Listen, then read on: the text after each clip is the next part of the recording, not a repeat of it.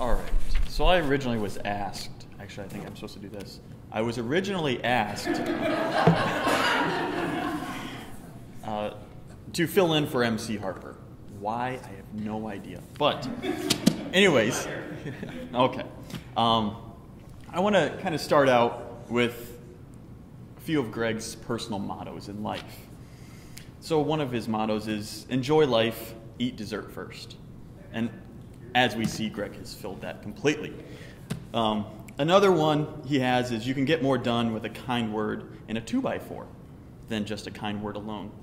And I really enjoyed that one, and I think it's really funny that Gregg likes to use words and large objects, or 2x4s, to beat someone into submission. But honestly, we all know that that's actually how Cherry keeps him at bay. But people think of Gregg as an obedient, reverent, militaristic, and, well, I was going to say something else, but I'll let you fill in the blank. But when I think of Gregg, I think of more like a rugged, misfit teddy bear. You know the kind you see, and it calls out to you because, well, you feel bad for it. And you give it some attention because none of the other toys want to play with it. Mainly because he's weird, nerdy, and has an odd sense of humor, and is usually generally misunderstood. So the first time I met Gregg was kind of interesting. He just showed up my office doorway, and he said, "Hey." I just kind of looked at him, confused, and then he introduced himself and explained that he used to hang out in the art department with Steve Smith. And he found it as a more comforting and enjoyable area, which is kind of ironic because he always refers to it as, this is a quote, 6 feet closer to hell. But after this, I knew that this guy definitely had issues, and I would definitely get along with him. So, but like a teddy bear, he becomes a part of our life, and whether we want him to or not, he's always there, but usually because he needs us. But the jokes aside, it is my honor to actually introduce Dr. Gunsch here as my colleague, and more importantly, the man I have a privilege of calling a close and dear friend. I give you Defiance College's 2012 Distinguished Faculty Award winner, Dr. Gregg Gunsch.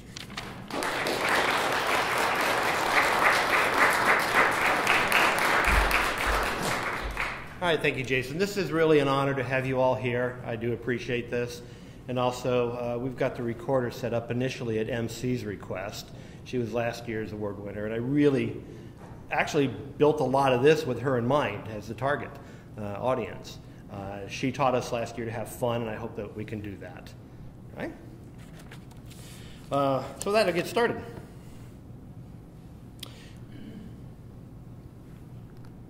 Okay. I'll give you a moment to read this, but what I want to talk about are listed here as kind of main themes. One is that serendipity has operated quite strongly in my life, and if you know me, you know that my perspective is this is not happenstance. Serendipity has a name, it starts with a capital G, and I fully give him the credit for that, but I'll still also put this in a more academic, not religious sense. But basically, it's the art, really, of making happy discoveries when you aren't really searching for them. And it requires open eyes. It requires curiosity. And it requires the ability to recognize that there's some value here in whatever you come across in life. So what this presentation is about is on education in general. To do that, I kind of be talking biographically about my life, just so I can kind of point out the road that I've taken. And you'll see, but basically my education formally has been a very conventional, straight trajectory. Meanwhile, all my job opportunities and all the really things that have mattered have meandered quite far from that educational path. And I was hoping for more students here. I'm not surprised that there aren't, being the virtual beginning of spring break. But this is also aimed at them. So, Steve, at least I hope you can take this to heart. Okay. We will not use Jason's flashlight. So I want to start off by reading to you, and it is a couple pages long, so it may take a little while, a sermonette that I wrote back in 1995 about graduate education. And after it, I wrote it, had it posted for a while. I come to realize about education in general, and I'll come back to that. But to set the stage, I was teaching at the Air Force Institute of Technology, Graduate School of Engineering. My students were Air Force officers, meaning that they had gone through selective training, a selection process. They had gone through competitive candidacy to get into AFIT. They're your type A personalities, real fast burners. They had already been through college, got an undergraduate degree. Most of them had an assignment behind them, so they've been in the Air Force for 3 years, usually had a family, kids in tow, and they were there for a master's degree. That's the demographic. And in 1995, we started to see these people who had essentially graduated from high school in the late 80s time frame.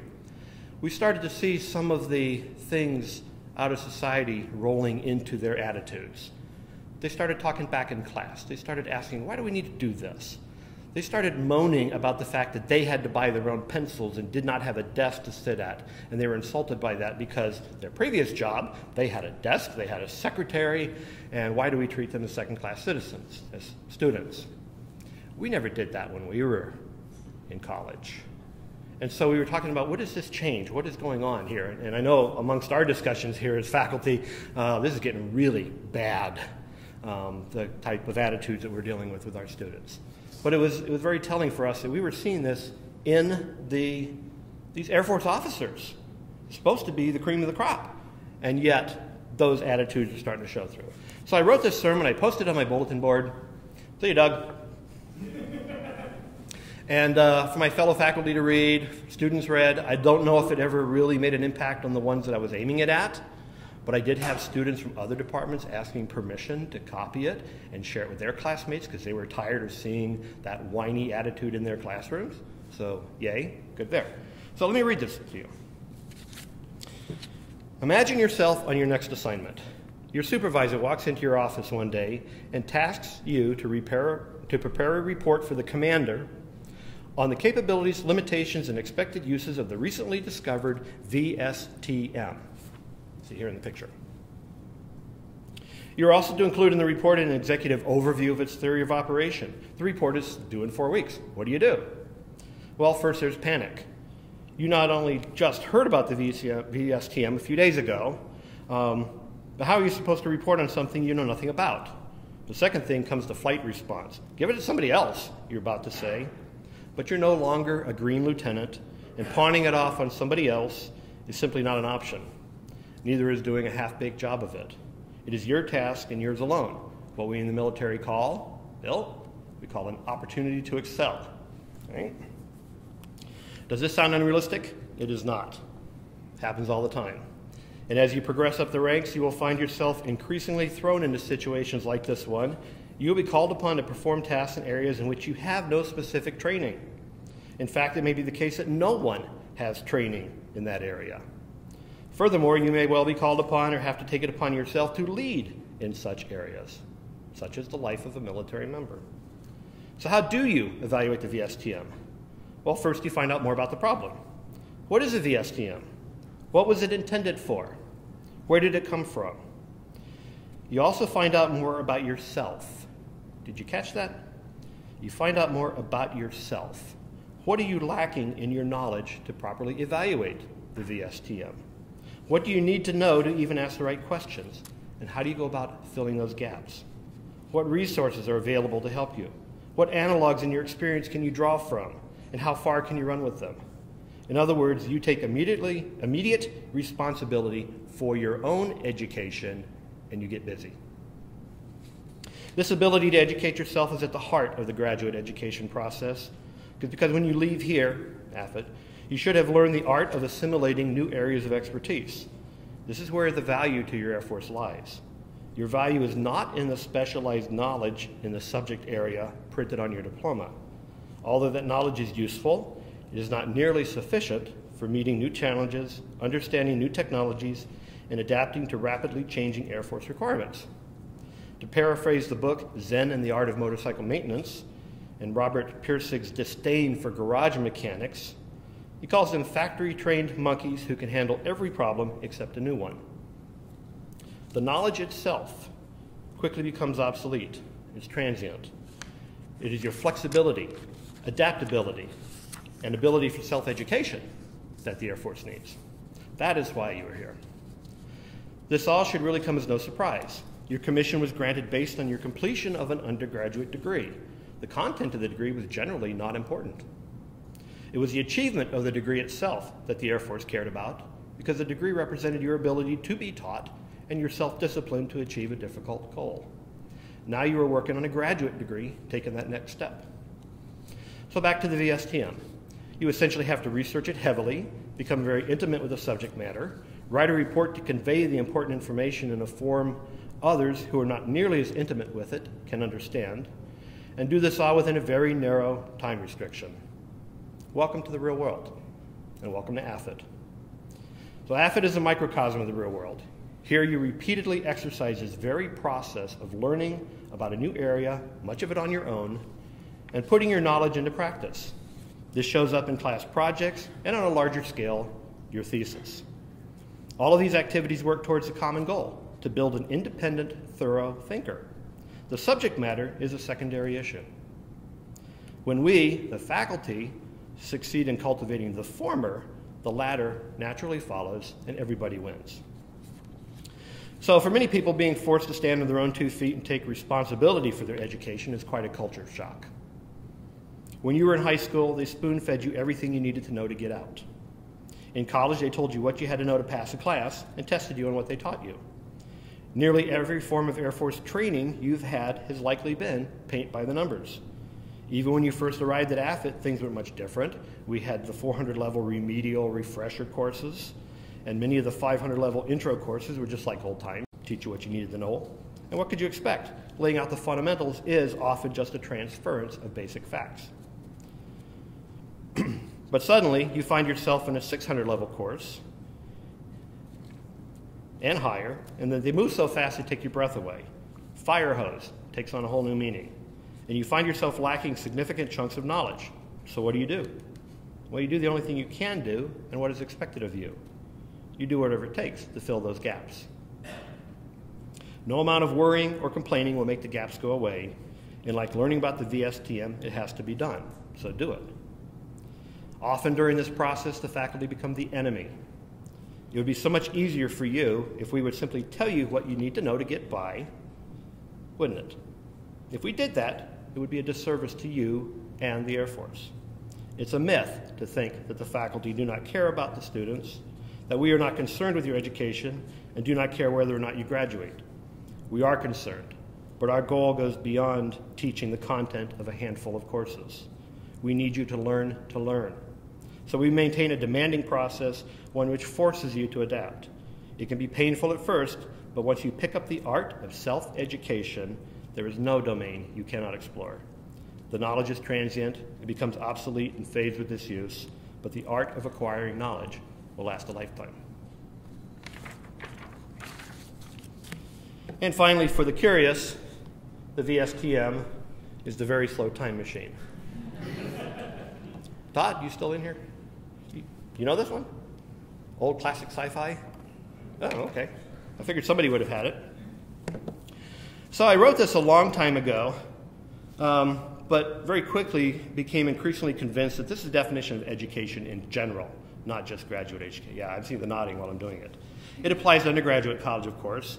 Actually applies to high school, middle school, elementary school, and all of life's important lessons. And it's a shame it's not practiced as extensively as it should be during all these stages, because so much potential is wasted.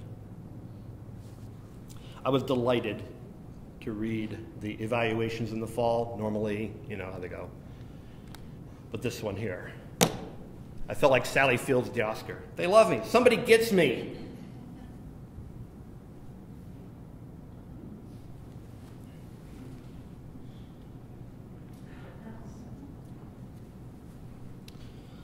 Okay, so how did I get to this place? How did I learn about education and the lifelong learning experience, to be able to put it into some kind of definition? Well, like I said, this really isn't supposed to be a bio about me. It's supposed to be about the trip and about the things that came across along the way. But that's the only way I know how to relate the lessons. So flashback. 50 years ago, okay, according to a story my dad told. Now, my mom's going to be watching this, so maybe she'll correct me. But as I understand it, I don't remember it myself, when I was about 4 years old, I stuck a screwdriver into an electric outlet. And according to my dad, I loved it. That became the beginning of my trajectory. As I was growing up, I was always taking things apart. Clocks, radios, small appliances, my brother's toys. At about 13 years old, I was able to start putting them back together again. And this is where my parents got really smart. They were wise, and they started buying me things like, here's their old Radio Shack electronics kit.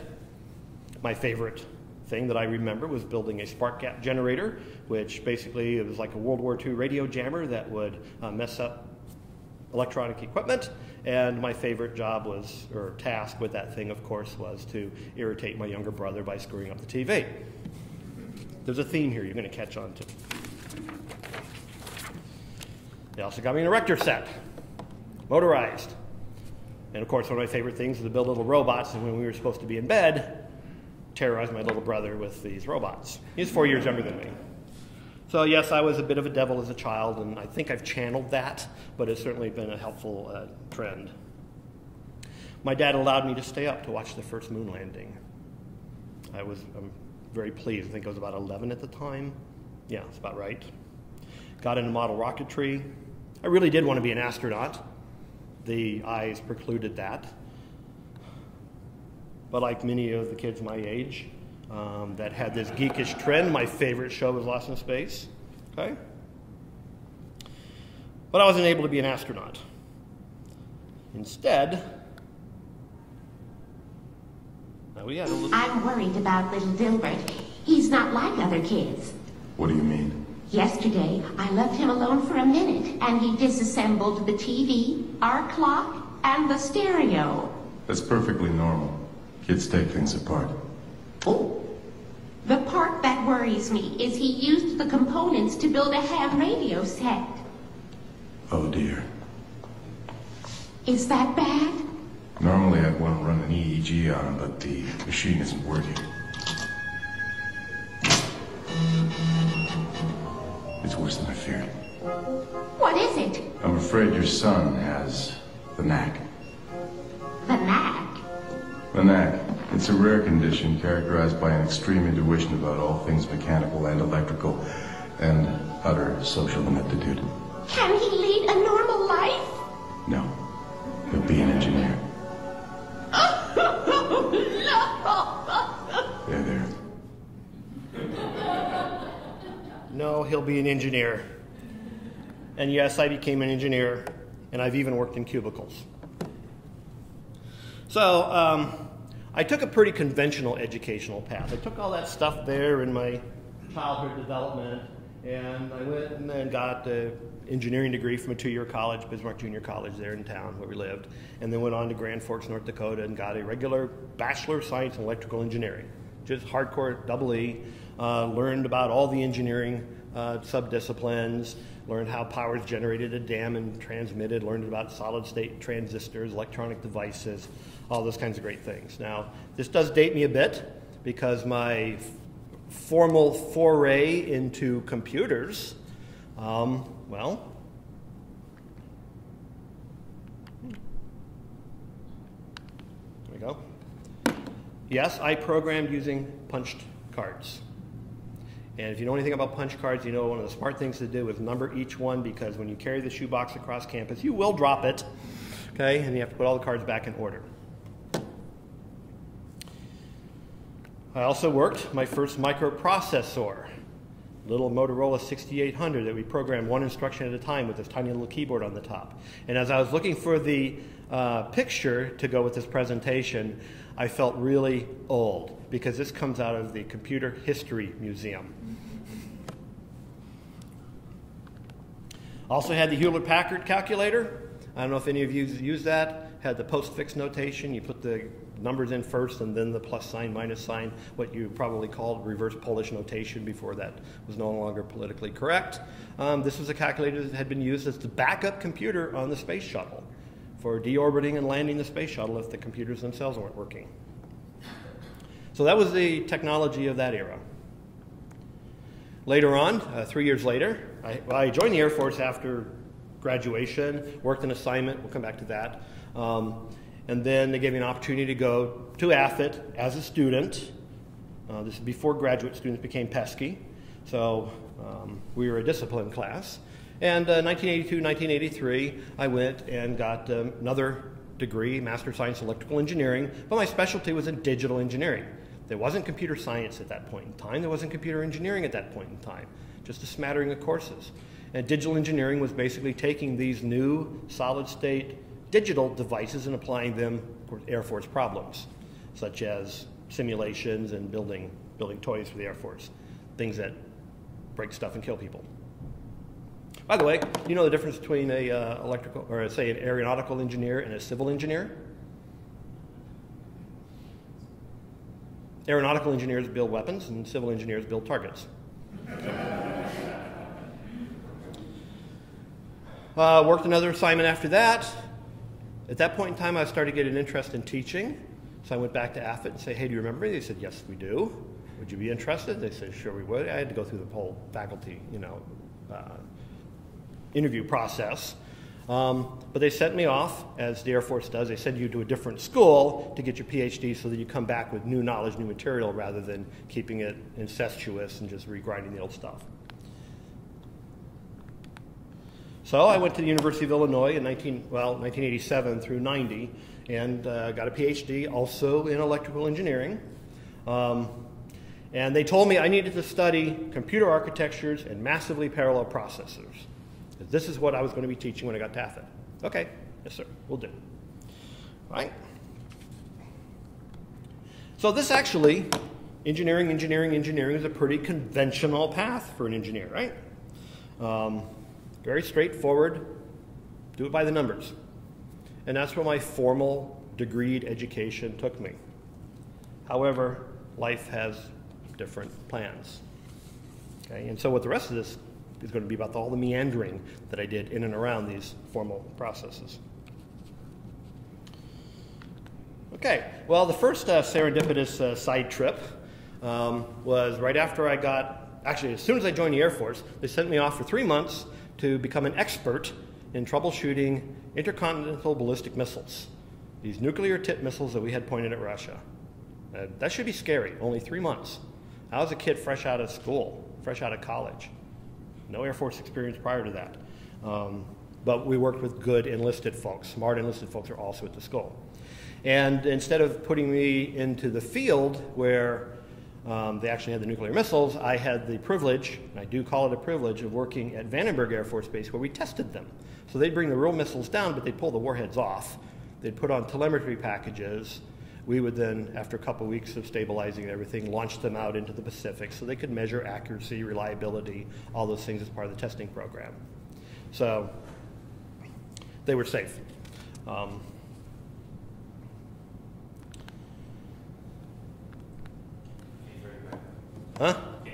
Well, I'll have to talk up then.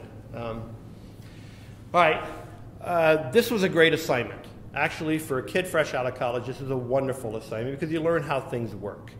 And in this particular case, what we're dealing with here is 1950s technology, old school engineering for a very serious business. Nuclear warheads pointed at the Soviet Union. They, of course, had our warheads pointing back at us. And what they built were systems that were structured to take and handle and continue to run on anything but a direct strike. So if the ground is shaken but they didn't actually hit the silo would still run, the missiles would still fly. Just real quick, down here what we're showing is that basically a squadron consists of 50 missiles, 5 launch centers. You have to have 2 launch centers actually give the command. There's 2 people in the center, so you got 4 people all together turning the keys before a single missile will launch. That's the structure. There's redundancy built in. They're all communicating with each other because you expect the lines to be damaged. You expect capsules to be blown up, etc. As I say, they were built for abuse. They were built to survive. They had encrypted redundant communication. And I am going somewhere with this because I'm learning this back in 1979, 1982, not realizing how much I need these principles now how much I needed them later. This is the first round of serendipity. So they had the redundant communications. They were encrypted. I got to learn how encryption worked, the defense in depth. They had layer upon layer upon layer. If the bad guy was trying to get in, Soviet Union was trying to get in, they have all these different things they have to pass through, and it's not as easy as Hollywood would lead you to believe. And yes, they're very serious. PRP, Personal Reliability Program, psychological testing, annual screening of the people who were down in the capsules with the keys. Yet, you still had to remain some level of distrust. What if some of them went rogue? Well, it takes 2 people in the capsule, and they both have guns. Okay? And it takes 2 capsules. All right? So you still have those types of things. So you can't even buy an insider. Right? The missiles themselves were password protected, essentially. They had a lock built right in the side of it, and I had the pleasure of having to replace one once, hanging from a work cage inside the side of the missile, swinging back and forth there inside the silo, replacing this lock that had gone bad. Environmental control system, so you ran off of commercial power lines, but it generated its own power off of that. It had generators run off of diesel, had battery backup to that, so layer upon layer upon layer of support, because this bottom line here, you assume something is going to go desperately wrong, somebody's going to attack you, and yet you still want to be able to run. These guys knew what they were doing. 1950s engineer, I have a lot of respect for them. They knew what they were doing. And our culture has lost that. I'll come back to that. Okay, so what did I learn? Well, I learned how machines really work. Coming out of college, yeah, I tinkered with my car, done a few things, but machines in the real world do not act like they do on paper, and the things you learn in college don't teach you how to fix them. We had all sorts of mechanical problems. I was not a mechanical engineer, but that was the route, and that's what we had to fix. We had to deal with the corrosion being out of rats chewing the cable, owls getting inside the site somehow and pooping on stuff. And even the things that, the electronic equipment that was within specifications, you test each one individually. They are within their engineering design specifications, yet they don't talk to each other the way they should. You probably have a personal computer that's got quirks that you simply can't explain. And I got cocky. I learned that I could pretty much fix anything with or without a schematic. Having a schematic engineering diagram just helps a little. All right.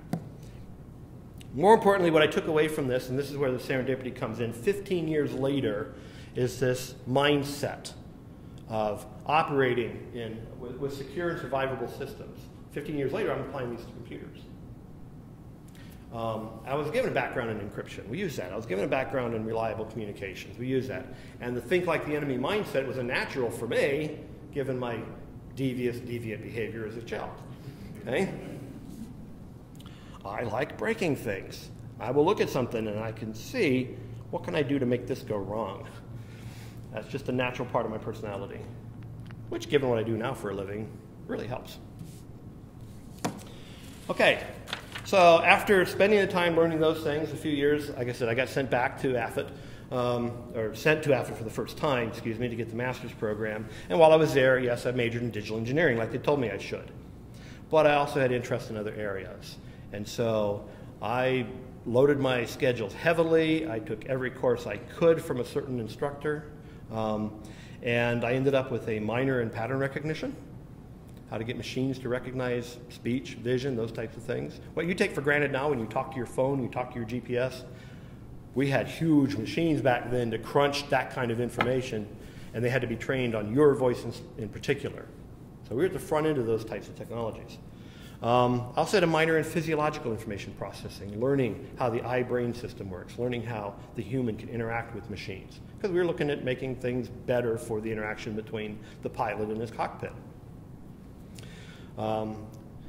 Was there when they had the very first offering of the artificial intelligence course. And I was, my partner, thesis partner and I did the very first artificial intelligence thesis. But that was not my major. Nonetheless, I ended up getting a by name request into the laboratory next door to work on applying artificial intelligence, which was just one class, into this new project called the Pilot's Associate Program. And what the Pilot's Associate Program was, it was a big experiment to see what can we do with these technologies to support the pilot in his mission? Can we give him situational support? Who's out there? Who's actually, of the bad guys, is interested in me? I would like to know that. Tactical support. A missile is flying at me. What do I do? Chaff, flares, maneuver, when's the right time? What weapons do I have to blow up targets? And then housekeeping functions. Instead of telling you, Mike, you have 3 gallons of gas in your car, isn't it better to say you have 99 miles left? You can't get home from here? Okay, so we're just looking at ways of taking this technology, which now you take for granted. In your computer, you got all these little help systems that pop up that are context sensitive. Again, you're talking to your phones, you're talking to your GPS, it's helping you out and all that. That didn't exist. And we were looking at what could we do to support the combat pilot. I was allowed to dream really big. Yeah, I was told to shut up on more than one occasion. One in particular was, I was talking to a pilot and saying, look, once you have this technology in the cockpit, why don't you think about staying back away from the battle and having your own personal collection of 5 wingmen, which are planes like yours, but they're smaller, lighter, faster. There's no human in them. You can unload all of that environmental stuff that you need to support humans, and you drive them from your cockpit. Ultimate standoff weapon. They're intelligent. They know how to, talk fire, forget. Yeah, it'll take care of itself. Captain, you're an engineer. You're not a pilot. You do not know what you're talking about. There will always be a pilot in the aircraft. We will always have a man in the cockpit. We will never allow the robots into the battlefield. Go away. Well, I stand here vindicated. If any of you read the news, we call them drones now. And Bill, by the way, pastor of my church, is a chaplain for a drone unit out in Indiana. Okay? They've even created a new medal now for people that are able to use these drones very effectively in combat. So I was just waiting for the old dinosaurs to die off, because I knew that the kids that were joining the Air Force a few years from then are growing up on video games. They would have no concern about driving these things remotely. And that's exactly how it played out. Okay?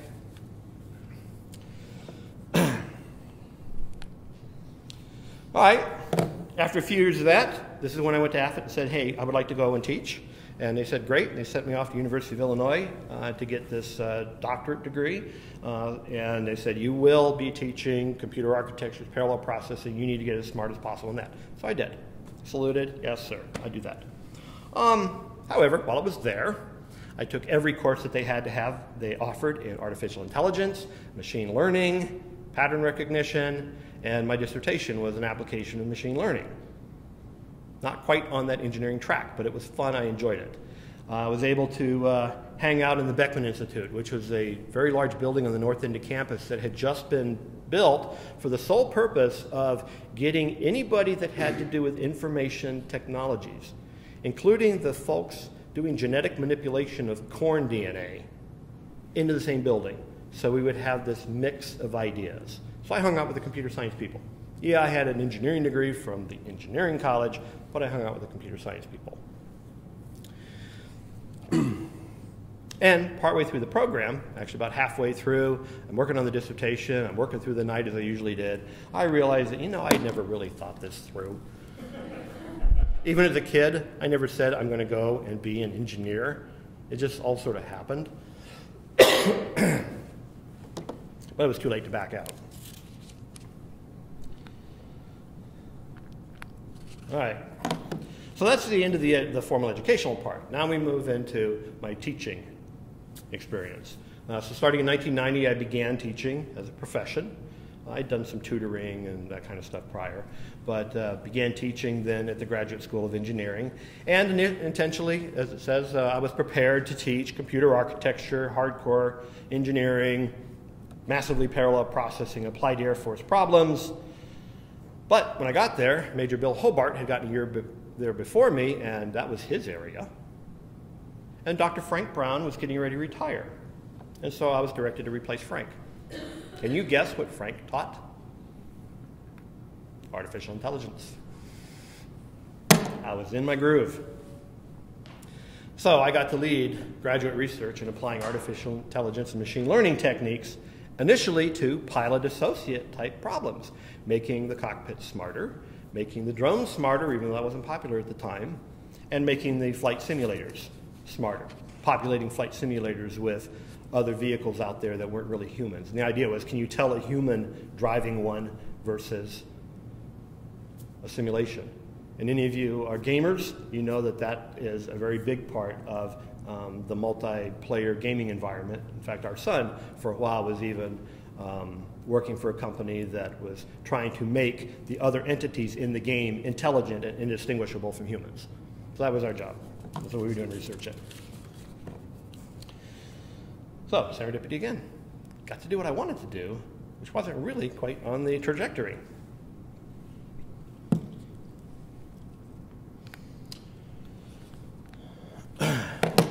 After doing that for about 5 years, took another detour. The Chief of Staff of the Air Force, General Fogelman, initiated a study he called the Air Force 2025 study. This is in 1995. He wanted to look 30 years into the future, if at all possible, get some sense about what we'd be doing, what kind of worlds are we going to live in, and what does the United States, and particularly the military, need to do to be relevant in those worlds. Okay? The idea being, what systems does the military need to have? What types of operations would we need to have? And then you roll that back as to what technology needs to be funded now in order to see that happen. And that's why I was involved as one of the technologists at AFID. So it's basically an advisor for 180 people writing white papers. Their job, they were at Air Command and Staff College. They were learning how to be commanders, leaders in the Air Force. And they usually write a thesis or something, year-long school. And for that particular class, they were all turned to this problem. So they came up with 6 different visions of possible futures, depending on how things in the world change, and some of them was quite profound. You know, now that we've gone kind of halfway there already, we see some of those things happening. From there, they described the systems, and my job that I felt was to help them separate science from science fiction. What can you do in this time frame? What can you never do? And what don't you have to invest in, because this is going to take care of itself, because industry wants it too. All right. While we were doing that, one of the dominant themes was we need information. Lots and lots and lots of information to pull off the kinds of systems and missions that we expect to have. Globally distributed. You know, you can kind of see that. Very heavily reliance on information systems. That makes us the biggest and the baddest in the world. And if you have good information, you may never even have to fight. Okay? But it became very apparent to me and others that these systems were becoming ubiquitous. And now we have, what, 3.5 billion cell phones. There's more cell phones than there are adults in the world. That the requirement for more and more information was never going to go away. It just continued to build, continue to build. And the problem is, you develop a dependency on it. And if you have a dependency on something, that becomes your Achilles heel. So I was enlightened, and I became an evangelist for computer security in that time frame. Meanwhile, well, so did the rest of the world. I guess I have a little slide. So remember this? Built for abuse, built to survive. Redundant communications, encryption, defense in depth, planned for things to go wrong anyway.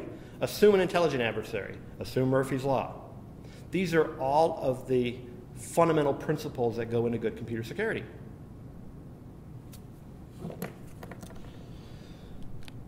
And I learned them 50 years early. So in 1996, I returned back to AFID, having done that one-year assignment. I went back to my teaching duties, but I was able to establish a new program, a new specialty for the graduate degree on computer security, essentially, what the military calls Information System Security and Assurance. They like big words, ISSA. Nationally, there was a government-sponsored group that was trying to get people educated across the board, because the United States has a lot of need for computer security specialists. We have national infrastructures, oil systems, electrical systems, the phone system, transportation, these things that are very vulnerable to attack and that rely heavily upon information systems. That's still going on. If you've been reading the news, you see that's been going on, and the government at the highest levels are starting to step up and put money behind it.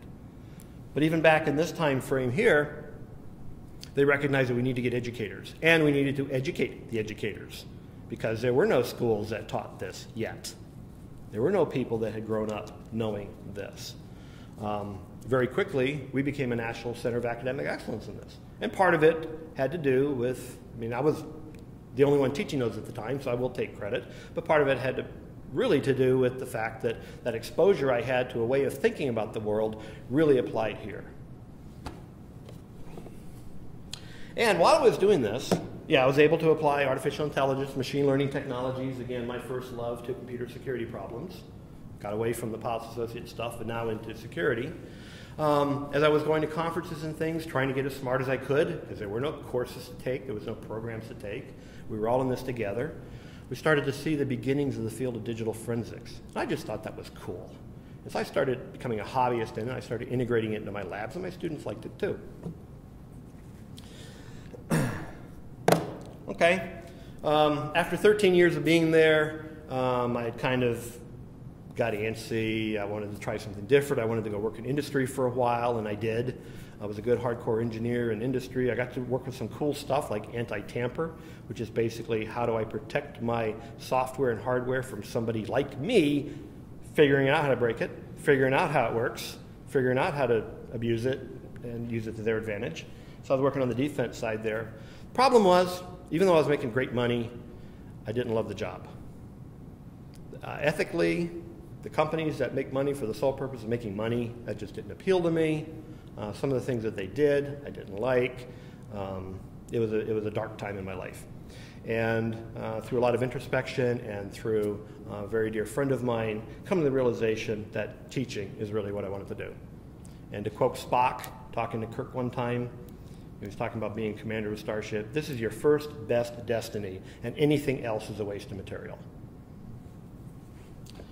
And I stumbled across the ad. A friend of mine in the forensics field gave me this ad from Defiance College that had been sitting out for about 2 years, trying to find somebody to start this program here. So I did. What qualified me? Not a thing. Not a single thing in my formal educational trajectory prepared me for this. And yet, when it comes to computer security and digital forensics, without letting my head get too big, I'm an expert in this field. My peers tell me I'm an expert in this field. How did I get there? Well, a lot of it has to do with things that I learned and mindsets that I learned way back in that first assignment. Yes, I did know computer construction, operating systems, security principles. I grew up or helped define that, develop that field. But the real part was the passion, lifelong passion, for problem solving, troubleshooting, inventing, tinkering, taking things apart, putting them back together, breaking them, terrorizing my brother. Brian, if you're watching this, I'm sorry. I know it's quite a few years too late, but I am sorry. I'm not like that anymore, I don't think. Be the machine. I tell my students to be the machine. Think like the computer. Be systematic in your approach to understand how that works. And, again, I give credit to God, but there's this undeniable feeling that I look back through all of this and I was prepared for this job, intentionally. Call it serendipity if you want. That's what I'm doing for this presentation. But there's all these things that were put into place that make me who I am and make me in the position to be able to do this and to create a program that didn't exist elsewhere and to be defined as an expert in a field that didn't exist when I was going through the educational process. That's really kind of the message that I'm trying to give to the students. Keep your eyes open. There's all these other things that go on outside of the classes and the coursework that, for me, did a much bigger job of defining who I am and what I'm capable of than the actual courses did. I'm not devaluing college, not at all. I'm saying keep your eyes open and bring it all in. Okay, well, I'm at Defiance College now. Square peg in a round hole. All right. I got here. Initially, I was assigned to the business division. That's where the program started because at one point we had a management information systems program. Actually, even before that was a computer science program. Judy Kreitz was still here teaching a number of IT courses, but that program was being phased out by attrition. And then Judy wanted to go off and get her PhD, and basically that program was dying. Meanwhile, Sue Wagert, the division chair at the time, was facing an accreditation from their outside organizations, and she really didn't know what to do with me. Didn't want to have to try to explain me to them. So she sent me over, or the school sent me over to BASS, those behavioral and applied social studies people, criminal justice, psychology, social work, you know, those other people that business guys didn't understand. And let me put it to you, you know where the BASS lives? The northwest corner of campus. You can think Euclid, Oregon, all right? You know what goes on in Euclid, you know, communes, all that kind of stuff. Okay, so they put me with the other weird people. But BASS didn't know what to do with me either. Rather than put my office over there, the lab just happened to be down in Dana Hall because that's where they had room and they had an old physics lab that they set up. So they said, oh, just move them down there. So I ended up in this dilapidated building with the arts and humanities faculty. And yes, Jason stole my thunder already, but if you look down the east end, you do see that slant down there, and the art department really is 6 feet closer to hell, and I tell people that. Well, now that Smith has left, it's risen a little bit. But upon reflection, I realized it hasn't risen as much as I thought. Because when Jason was asking me what kinds of things would I like to include in the introduction, I said, well, how about trustworthy, loyal, helpful, friendly, courteous, kind, obedient, cheerful, thrifty, brave, clean, and reverent. Anybody know what that is? Mike. Good job. Well done. What is it? Boy Scouts. Neither Jason nor Feely had a clue. Or do we care? So they're still down there, have some redeeming to do. But there I was. Here I was, a career military engineer immersed in this squishy, touchy-feely arts and humanities world. An MC, it's exactly what I needed. I wish you were here. Defiance College has changed me a lot. I'm a lot more understanding of people, their situations, forgiving of their shortcomings. At least I try to be. I'm sure that some will say, no, I'm not, but I am better than I used to be. I can at least attest to that. Still have a long way to go. I'm learning a lot about my own limitations and shortcomings and cutting myself some slack. Learning about the Hench program that we have here in the autism studies has been very eye-opening because I do see myself on that spectrum. I think all of us are on that spectrum somewhere. But I see what things set me off, why I have to escape groups of people, the panic that sets in, my intelligence plummeting when I'm surrounded by jibber-jabber. I just can't tune it out. Why in the classroom I cannot conduct a lecture if students are talking. Now, I talk to them about respect and all this kind of stuff and how they need that in the real world, but the bottom line is I can't physically concentrate when the students are talking. I do not mind getting up in front of a captive audience. I've gotten over the fear of public speaking. But if you guys are talking to each other, I'm lost. And that's somewhere on the spectrum, and that's been very important for me. And I have a lot to learn, and I look forward to, down the road, when I can look back at this time and realize there's that serendipity happening again. I needed that. I'm also, one of the things that has helped me through life is CDO. That's like OCD, except the letters have to be in the right order. Okay? If you ever watch Big Bang Theory, I see a lot of myself in Sheldon. And I've worked hard to compensate and get over that. Cherry's an angel and has helped me a lot in relating with people. Without her, I'd just be a curmudgeon long before I got this old.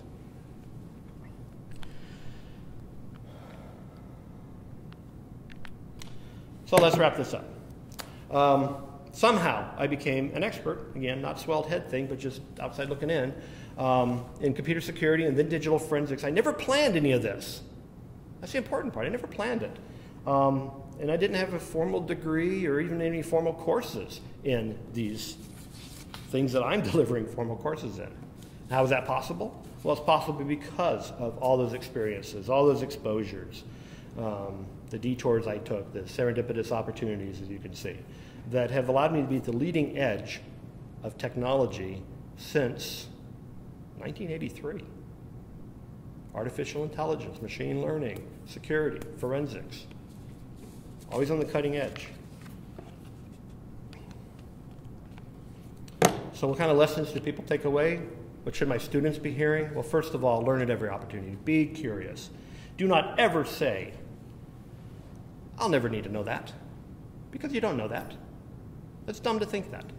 If you could actually say, I will never need to know that, then I have a job for you. Miss Cleo has a job for you on the psychic hotline. And you will not need to ask the person on the other end their credit card number. You'll already know. Okay? If you don't have that skill, you can't say this. I will never need to know that. So stay curious. Be open to those opportunities, no matter what domain they're in. Because the reason by analogy, extremely powerful tool. Because what you'll find then is you'll come in a new situation and you'll go, wait a minute, I've seen that. I recognize that. There's a structure and a form here that define the function. There's a solution in that space that it doesn't take a whole lot of manipulation to map it into this new problem. I can do that. Surround yourself with smart people, good colleagues in other domains, and listen to them. This is how you learn and build up that toolbox for the analogy thing. And most of all, like I started off, be responsible for your own learning. Embrace the thought of lifelong learning and take it upon yourself to learn, and don't be dependent on other people.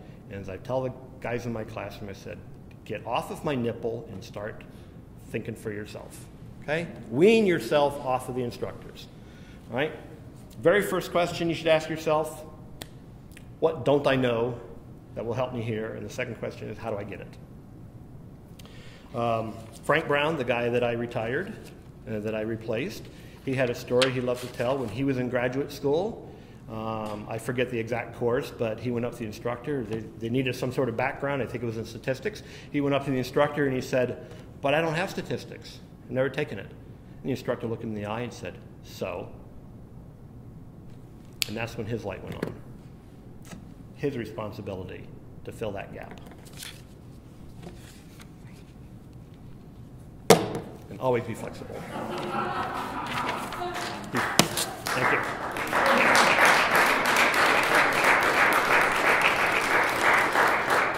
Thank you. That's all I got. I can entertain questions. I'm not really sure I set it up for that. Barbara. Is there stuff that you were working on that they're currently using in the drones, do you think? Oh, absolutely. Now, whether or not the stuff that we personally did that got transferred in, the drones are built by contractors. If you know anything about the military industrial complex, they're built by the contractors. But the smarter the contractors do look at the research, do look at the publications that were done. And yeah, we had prior work out there and they do get cited. So we see some techniques that do find their way in. We see some success stories and simulations that they go, even if they didn't directly use it, they say, yeah, we like that capability. We want to incorporate it as well. And that was really the purpose of the Pilot Associate Program. It was just a multi-million-dollar demo of here's what we'd like to be able to do in the cockpit. Now, we were doing it with machines the size of this room, okay? But that technology now you're wearing on your hip pocket. And we engineers knew that would come someday.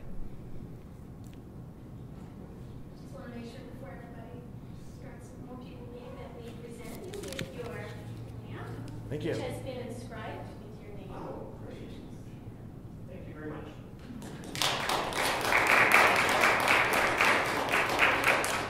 And there's a box here, one open box. And one of the nice things about this is that those of us that have received this award now get to be the committee to select next year's recipient from the applicants that we put in. I think that's a special, and I get to do that as long as I'm here. So that's a special honor as well. So thank you for your attention. Again, I'm honored by your presence.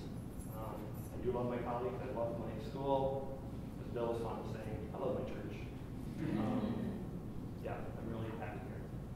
It's because of you guys. Mary was there the very first day I showed up during the new faculty workshop. She sat by me, and she has been a welcoming presence.